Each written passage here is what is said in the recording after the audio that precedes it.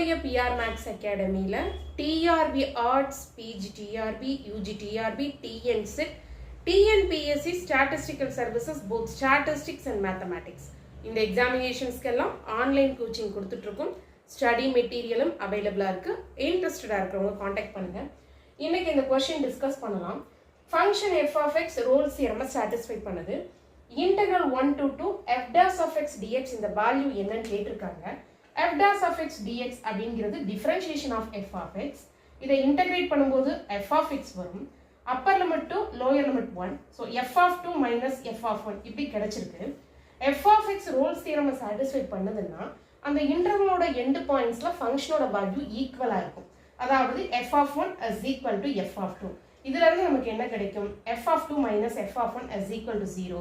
So இந்த கொஸ்டினோட answer integral 1 to 2 f dash of x dx இதனுடைய வேல்யூ 0.